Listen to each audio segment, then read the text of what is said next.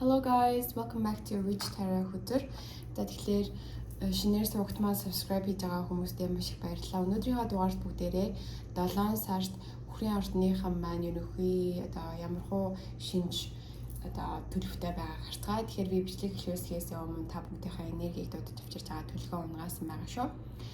Надаас хувийн мэдээллийн чанартай яг хувийн төлөвийг авахыг хүсэж байгаа хүмүүстээ хандаж хэлэхэд би хувийн төлөвийг одоогийн байдлаар хийх бодлого байгаа учраас уучлаарай. Би та бүхэндээ яг одоогоор тийм үйлчилгээ үзүүлэх боломжгүй байгаа. Яагаад гэвэл хоёр ажил хийж байгаа учраас ерөөсөө заах артгүй тийгээд яг одоогоор бол яг завгүй байгаа учраас зүгээр ирээдүйдээ цаашдаа байж магадгүй. Тийм учраас та бүгд маань төвчээртэй хүлээж аваарай гэж хүсье. За тэгэхээр хамгийн ихний буусан үзэр маань Six of Cups байсан. Энэ үзэр маань ямар энерги бэлэгддэг вэ гэхлээр яг хуучны өнгөрсний сайхан хүүхэд насны ч юм уу өнгөрсөнд болж өнгөрсөн одоо сэтгэлд чинь хоногшсон таныг ингээд сайхан мэдрэмжтэй болгосон үйл явдлуудыг дахин санаж дурсаж бодох тийм энергиуд явагддаг л да. Тийм энергийг илэрхийлдэг.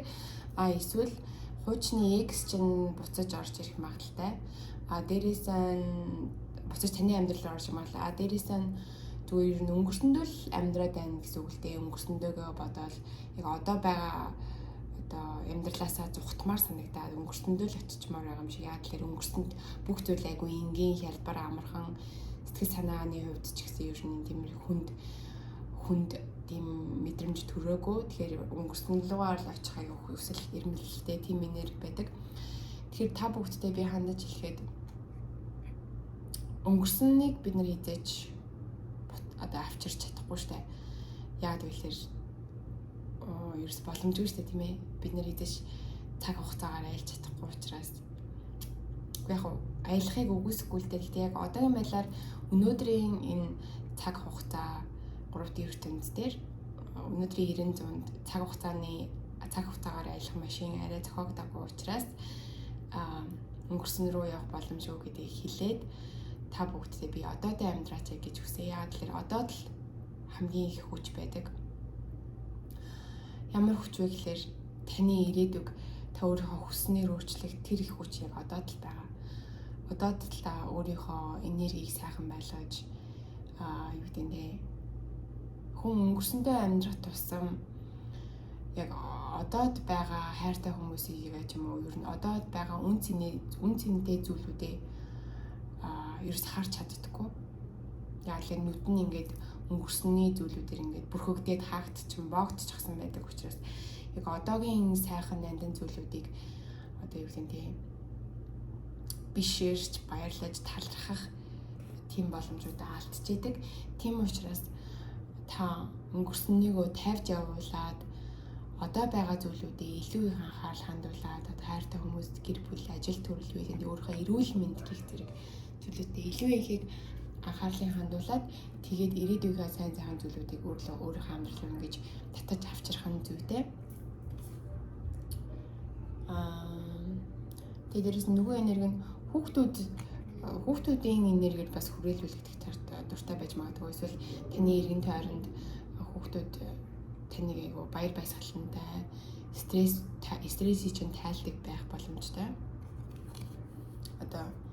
Дүүнэрч байд юм уу эсвэл хүүхэдтэй ч юм уу бага насны тийм энерги байна.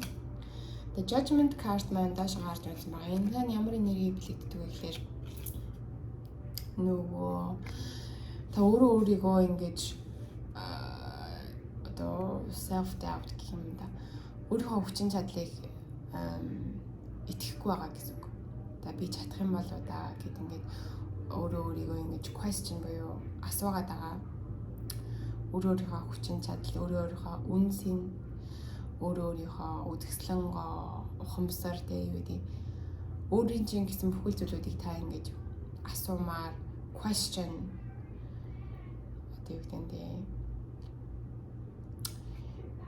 яг 100% өөртөө итгэхгүй л байна гэсэн үг л дээ. Тэрийн үзэр танд ямар энергийг харуулж байна гэхээр яг одоо л та өөртөө итгэж өөрийнхөө амьдралыг яг хүссэн газар руугаа жолоодох цаг бол одоо гэж таны одоо хамгаалж явдаг тийм сүнсүүд чинь ингэж танд анхааруулж байна л да. Одоо энэ зураг нэрх юм бол энэ ингээд angel буюу сахиусан тэнгэр ингээд бүрээ үлээгээд өгсөн хүмүүсийг нөгөө авснаас нь сэргээж агаад нэг гэсэндээ энэ нь сэрэх цаг болжээ гэсэн үг. Сэрэх цаг болжээ. Өнгөрсөндөө битгий амьдаар одоо өөрийнхөө бүтээсэн одоогийн амьдралаа нэг шинэ нүдээр нэг сэрээд нэг хараад үзээч гэж. Одоо та яг одоо унтаа байдалтай байгаа даа мэн л да. Тэр маань юу гэсэн үг гэхээр яг өөрийнхөө өдөр болгон хийгээд байгаа давтамжтай хийгээд байгаа тэр нөгөө habit буюу тэгсэндээ дадал зуршлаа ерөөсөө анзаарахгүй. За би өчигдөр тийм юм хийсэн байна гэд одоо үгүй яг анзаарахгүй байгаа даа мэн л да. Тэрнээсээ үүдээд яг ирээдүйнхаа сайхан болох зүйлүүдийг ингэж хаагаад байж магадгүй л дээ. Тэхийн тулд яг гэхээр та өөрийгөө сэрэх хэрэгтэй. Сэрэхийн тулд бясалгал хийвэл зүгээр. Бясалгал хийгээр хүн яадаг вэ гэхээр одоо ингэ нүдэнэ чимээгүй орчин суйлдаа тэгээд гүн гүнзгий амьсгаа авах тусам хүн яг одоодоо байж эхэлж сурдаг. Өөрийнхөө амьсгал дээр одоо юу гэдэг нь хамаг анхаарлаа төвлөрүүлээд ууж амьсгаа аваад одоо ойр орчмын янз бүрийн одоо тэг дуу чимээнд анхаарлаа хандуулад юу ч бодохгүйгээр яг одоодоо амьдрч чаддаг. Тэгэхээр одоодоо амьдрах тэр одоо дадлыг зуршил болгох тусам яах нь та ирээдүйнхаа өөрийнхөө хүсэж байгаа амьдралыг бүтээх боломж нь илүү их ихсэн гэсэн үг. Яагаад вэ гэхээр нөгөө өнгөрснийхөө амьдралыг бодож өнгөрсөндөө гатсан биш учраас яг одоодоо actively гэдэг монголоор гэж хэлэх юм бол яг одоо яг дотроосоо ингээд хүсэж байгаа зүйлүүдээ яг ингээд өдөр тутам ингээд хийгээд тэгээд зорилгынхаа төлөө тууштай ингээд цаг гаргана гэсэн үг. Тэгэхгүй бол өнгөрснийгөө бодоод байгаа юм чинь бас цагийн гарцтай тий. Тэгэхээр цагны хувьд ч өөрийн энергийн хувьд ч өнгөрсөндөө амир гэдэг айгүй их төлөөс ихтэй зүйл. Тэгэхээр ийм их төлөөс ихтэй зүйлийг хийхээ оронд илүү өөрт чинь ашигтай зүйлүүдийг хийвэл одоо зүгээр гэж таны одоо сахиус нэгрүүд чинь хэлж байгаа шиг байна. Тэгээ сэрэчээ гэж үзэж байна. Тэгээд тайгуу сэтгэлээр гутарсан юм уу да? Тэгээд нэг хүн таны сэтгэлийг тань ингээ буцааж хариулж өгөөгүй. Тэр нь одоо юу гэдэг гэр бүлийн чинь ах дүүнэр юм уу, ээж аав чинь юм уу, аль дотны хамаатан садны хүү юм уу, эсвэл янаг амаргийн харилцааны романтик партнер юм уу, эсвэл ажил төрөл дээр чинь аль нэг ажилчин хамтран ажиллагч чинь юм уу, эсвэл босс чинь юм уу таныг сэтгэлээр гутраах үг хэлсэн юм уу, үйл явдал үзүүлсэн юм уу? Ямар ч айгуу сэтгэлээр гутарсан нэр ингээд ягнууд нь асгарсан байгаад тэгээд ингээд доошоо хараад гуниглаад ингээд саяны тохиолдсон золгүй явдлуудыг дахин санаад буцаж дахиж тэр эмошноо мэдрээд байж байгаа тэр мэдрэмжүүдээ. Гэтэл яг үндэ энэ хүн өөрийгөө эргүүлээд харах юм бол нөгөө тийш харах юм бол тэр хоёр аяг унгаагүй байж байгаад тэгэхээр бити нөгөө таагүй мэдрэмж дээр анхаарлаа хандуулаа. Тэр хоёр одоо асгараагүй байгаа айхан дээр анхаарлаа хандуул гэсэн үг. Угаасаа альва зүйл угаасаа учир шалтгаантай болдог учраас нөгөө одоо бид нар ингээд бусад хүмүүсээс нэг хүлээлт үүсгэж байгаа штэ. За энэ хүн надтай ингэж харьцах ёстой гэж хүлээцтэй байгаа штэ. Харьцах ёстой жахав. Ингэж харьцвал надад илүү тааламжтай байна да гэх ингээд дотор ингээд хүлээцтэй байгаа штэ. Гэхдээ бид нэр хідэж тэр хүндээ хэлэхгүй штэ. Одоо босстой ч юм уу нэ хамтран ажиллагчтай ч юм уу. Мэдээж хүн болгоноос бид нэр өөртөө хүндлүүлэхийг хүсэн штэ тий. Хүндлүүлж хайрлуулж бидний үн цэнийг тэд нар мэдрээсэй гэж хүсэн. Тэгтэл угаасаа хүн болгоны биднээс гаргаж байгаа реакцийг бид нэр хизээж контролдож чадахгүй учраас тэгээд дээрэс нь ямарваа нэгэн зүйл учир шалтгаантай болдгийг гэдэг дандаа анхаарад хин нэг нь тань руу ингэж одоо юу гэдэг уур бухимдлаа гаргадаг ч юм уу таныг ингэж сэтгэл санаа гаргаж унагсан зүйл үйл хөдлөл хийвэл та тэрийг бити хүн дээр тусгаж аваач гэж хүсье. Яагаад вэ гэхээр нэгдүгээрт ямарваа нэгэн сэтгэлийн шархалал дандаа бидний нөгөө бидрийг одоо харах өнцгөө илүү өргөжж томсгохын үүрэг гүйцэтгэдэг. Жишээлх юм бол хэрвээ бүх юм чинь ингээд сайхнаар чинь хүснээр чинь болоо сайхан байгаад байгаа юм бол хизээш таны харах өнцөг томрохгүй штэ. Яагаад вэ гэхээр бүх юм сайхан байгаа учраас хүснээр нь болоод байгаа учраас хин ч тэрийг өөрчлөхийг хүсэхгүй. Гэтэл ямарваа нэгэн тохиолдолд сэтгэл зүрхээр шархлаад ингээд тэр одоо байгаа зүйл нь ингээд тааламжгүй байгаа штэ тэр энерги тэр тааламжгүй энергийг өөрчлөхийн тулд хүн өөрийнхөө үжил болыг өргөгдөх өөр өнцгөөс харах шаардлагатай болдог. Тэгэхээр ерөнхийдөө бол манай universe буюу ертөнцийн сонирхол юу вэ гэхлээр дандаа өргөжөнд хилжих. Яг одоо ертөнц минутанд 6 милийн хурдтай тэлж байгаа гэсэн факт байгаа. Миний би тэрэнд тоон дээр жоохон алдаа гаргаж ирсэн. Гэхдээ ямар ч хэлсэн хэлэхэд байгаа санаа маань юу гэхээр ертөнц яг одоо тэлээд байж байгаа. Шинээр одоо манай нарны аймгийн тогтолцооны ийм систем шинээр цаанч үүсээд шинэ одоо гаригууд юу гэдэг шинэ одууд ингэ үүсээд байж байгаа. Тэгэхээр тэлэх гэдэг бол ертөнцийн сонирхол. Мөн ялгаагүй бид нар угаасаа ертөнцөөс үүссэн нэгэн эдис учраас бидний сонирхол бас тэлэх. Тийм учраас бидний амьдралд яагаад юм зүрх шахлуулсан зүйлүүд болдог вэ гэхээр заавал бидний оюун санаа ертөнцийг харах үзэл сүнсний хөгжлийг одоо тэлэх сонирхолтой.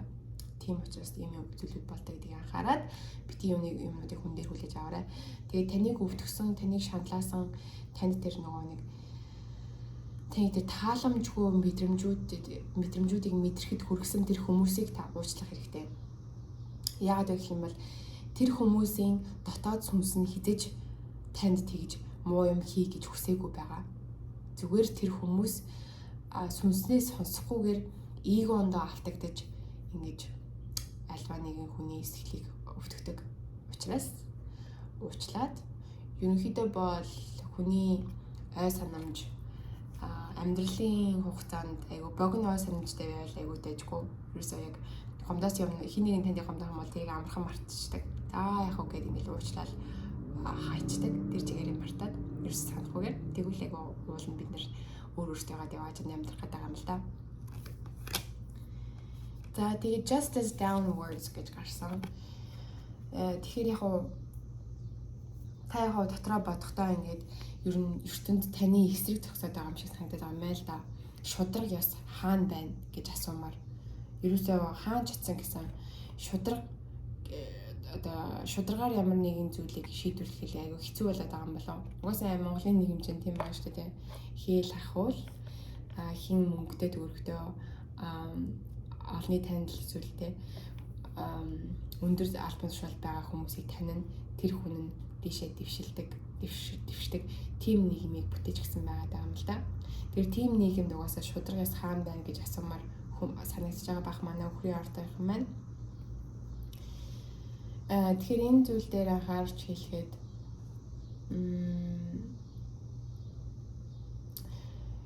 бид нэр өөрчлөлтийг хүсэж байгаа бол заавал бид нэр өөрөөсөө эхлэх хэрэгтэй. Хэдийгээр нийгэмд шудраг ёсгүй нийгэм байгаа ч гэсэн та өөрөөсөө шудраг ёсыг эхлүүлж болно шүү дээ. Тийм ээ. Мэдээж танаас маш их энерги шаардлагадна. Гэхдээ та өөрийнхөө үр хүүхдүүдийг шудраг нийгэмд амьдраасаа гэж хүсэж байгаа бол одооноос тэр шудраг сонголтуудыг тийм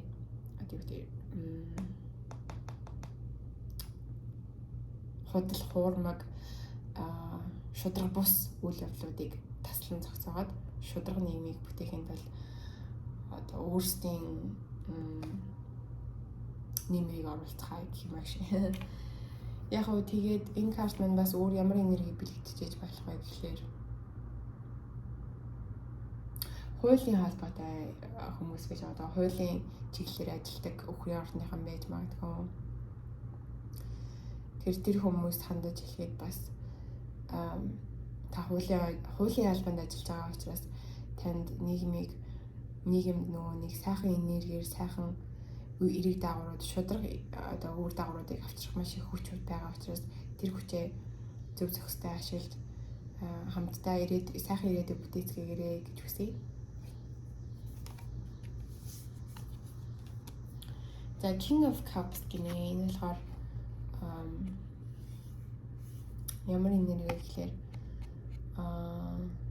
маш сэтгэлээр айгу emotional буюу одоо сэтгэлийн хөдлөл нь айгу тогтворгүй гэсэн үг. Нэг баярлал, нэг уурлал, нэг гомдол, нэг тиймдээ буцаж баярлал айгу тогтворгүй тийм хүмүүсийг хэлдэг. Excuse me. Тэгээд дээрээс нь усны орны хүмүүсийг бас хэлж магадгүй. Загас, хилэнц, мэлхийн орны хүмүүс таны амьдралд бас байх магадaltaй. Тэгээд тэр хүмүүс тань маш их хайртай байна. Таныг айгүй их зөв замаар яваасай, эрүүл мэндийн сайн байгаасай, ажил төрөлн бүтээсэй гэж хүсдэг тэр хүмүүс. Таны гэр бүлийнхэн ч юм уу хайртай хүмүүс ч юм уу тийм. Эсвэл та өөрөө таны нөгөө нэг сарны эсвэл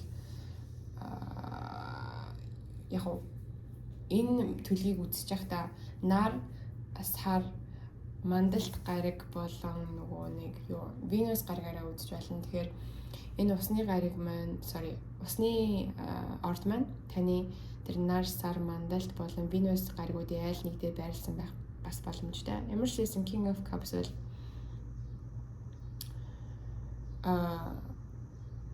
маш энэргүй сайхан сэтгэлтэй тэгээд бүгдийг инэрч хаалдаг, бүгдийг хүндлэхийг хүсдэг, ив нэгдлийг тогтоохыг хүсдэг, бүгдээрээ тогтвортой сайхан байгаасай гэж хүсдэг. Тэгээд тэрхийн төлөө шаргуу хөдөлмөрлөдөг дээ king шүү дээ хаан тий. Тэгээд дээр нь ингээд далааны дээр ингээд ноёрхоо сууж ингэж байна. Бас нөгөөтэйгөр өөрийнхөө эмошныг хэдийгээр заримдаа тогтворгүй байдаг ч гэсэн одоо жишээлбэл бүр амар ингээд сэтгэл хөдлөл нь ингэж дэвэрч гарч ирэхэд тэргийг контролдож сурсан. Тэрэндээ айгу мастер болчихсон тийм үнийг хэлдэг лээ. Одоо айгу их уурлал бухимдал дотроос нь ингэж гал асгарч ийсэн ч тэрийг ингэ тайвшираа гэж ингэ тайвшруулж чаддаг тийм үнийг хэлдэг. Өөрийгөө контролдож чаддаг, эмошноо контролж чаддаг. Тэгээд тийм ээ. За дараагийн өдөр маань Four of Wands гарч ирсэн. Энэ маань ямар энерги билэгдэг гэхээр яг гэр бүлийн хүрээнд эсвэл найз нөхдийн хүрээнд албан тушаал ажлын газрын хүрээнд жоохон үйл ойлголцол явагдчихж магадгүй маань. Яг хин нэгэн таны хийж байгаа сонголт хийж байгаа үйл явдлыг чинь ерөөсөө одоо support буюу дэмжихгүй. Тэгэхээр тийм учраас айгу lonely буюу ганцаардмал байгаа. Хинч таныг дэмжихгүй байгаа учраас тэрийн карс маань таны юуг анхааруулж байгаа гэхээр 7 сард тэр одоо зүйл маань өөрчлөгдөнө гэж харуулж байна. Нөгөө Saturn гэдэг гариг байдаг штэ. Хажуугаараа нөгөө ингээд юу цагирахтай тэр гаригийг Saturn гэдэг байхгүй юу? Тэгээд Saturn гариг маань хамгийн том гариг байхгүй юу? Манай нарны тогтолцооны нарны аймгийн. Тэр гариг маань өхрийн ордныхны 10 дугаар байранд байрлаж байгаа 7 сард. 10 дугаар байр ямар байр вэ гэхлээр нөгөө бидний юуны байр. Career буюу ажил төрөл гэдгийг тэр одоо ажил төрөл албан тушаалыг контролддог, ноёрхдог байр 10 дугаар байр гэхгүй. Тэгэхээр тэр Saturn гэдэг хамгийн том гариг маань таны өхрийн ордныхны 10 дугаар байранд байрлахаар нэгсэндээ 7 сард таны ажил төрөл дээр маш их амжилт гаргаж ирж байгаа гэсэн үг. Тэгэхээр 6 сард хэрвээ танд үйл ойлголт явагдаж байсан болохоор тэр бүх маань бүгдээрээ тайлэгднаа. 7 сард та албан тушаал дэвших багталтай. Таны та цалин нэмүүлэх магадaltaй байна. Тэгээд дээрээс таны хөдөлмөрсөн шаргуу хөдөлмөр чинь энэ шаргуу хөдөлмөрийн карт байгаа л да. Шаргуу хөдөлмөр чинь ингээд үр шим надад 7 сард орж ирж байна гэж харж ирж байна. Хэрвээ одоо сургуульд орох шалгалтанд бэлтжижсэн бол одоо жинхэнэ ингэж үр шим чинь ингэж харагданаа. Төвчээртэй бай. Тэгээд аз хиймэр 7 сард орж ирж байна. Хаалга чинь төгсөж байна гэж байна. Тэгээд яг энэ карт мандаш харж байсан юу гэдэг вэ гэхээр яг та цахан perfectionist болох гэж магадгүй л дээ. Бүхэл юмыг ингээд төгсөхийг хүсдэг. Одоо юу юм бэ? Бүр ингээд хамаг жижигхэн деталь хүртэл дээр ингээд анхаарал хандуулдаг. Тэгтэл энэ карт танд юуг анхааруулж байгаа гэхээр ерөөсөө хүн бүх хийж байгаа юм дээр төгс байна гэж айгу хэцүү боломжгүй. Тийм учраас төгс бус байдлыг хүлээж авч тэр нь төгс бус байдалтай эвлэрхийг санал болгож байна. Тэгхгүйгээр угаасаа хүн нөгөө нэг яг өөрийнхөө хүснээр бүх зүйлийг байлгах гэж өөрийнхөө хүснээр тэр бүх зүйлийг perfect те 100% буюу 100% төгс байлгахыг хүсэх тохиолдолд бидрээс нэгдүгээрт маш их энергийн зардал энерги цацагддаг. За одоо энерги шаарддаг те. Хоёрдугаарт бид нар хизээч одоо юу бүх зүйлийг контролтно гэж байхгүй штэ. Хүн болгон өөрсдийн чөлөөт сонголтын нөгөө нэг хуулиар сонголтоо явж байгаа учраас бидний хүсэжсэн үр дагавар бас яг тэр чиглэлээ 100% төгс биднэрт хүрч ирнэ гэж бол байхгүй. Хүн болгоны энерги хоорондоо ингэж кросс холбоо сүлбээ үүсгэж байгаа учраас тэрэн карт мань танд юуг анхааруулж байгаа гэхээр төгс бус байдлыг хүлээж авах хэрэгтэй. Төгс бус байдлыг хүлээж авснараа хүн яадаг вэ гэхээр нэгдүгээрт өөрийгөө одоо чамайлж өөрийгөө ингэ шүүмжлэх нь багасдаг. Тэгснээрээ та өөрийнхөө үн цэнийг мэдэрч өөрийгөө хайрлаж тэгээд өөртөө илүү ихтэй болдог байхгүй юу? Тэгэхээр нэгснээ та сөрөг энергиэс өөрийгөө илүү тэр positive эерэг энерги рүү авчиж чинь гэсэн. Энерги чинь эерэг байх тусам таны руу ирэх ирээдүйн чинь энергиуд бас улам эерэг байна гэсэн үг. Тэгэхээр яг бити төгс байхыг хичээгээч. Төгс бус байдалтай эвлэрэх хэрэгтэй. Хүн болгон энэ дэлхий дээр энэ ертөнцийн цорын ганц байдаг учраас тэр ямар их үн цэнтэй алмазын үн цэнтэй бүр алмазнаас илүү үн цэнтэй юм бэ те. Тэр өөрийнхөө үн цэнийг мэдрээд өөрийгөө хайрлаад өөртөө цаг зарцуулаад татаад зүйл сонгоосоо тэгээд 7 сард Аз таны талд ирж байгаа гэдгийг бити март. Тэгээд 7 сард нь өхрийн ордондоо амжилт хүсье. Дараагийн дугаар хүртэл баяр таа.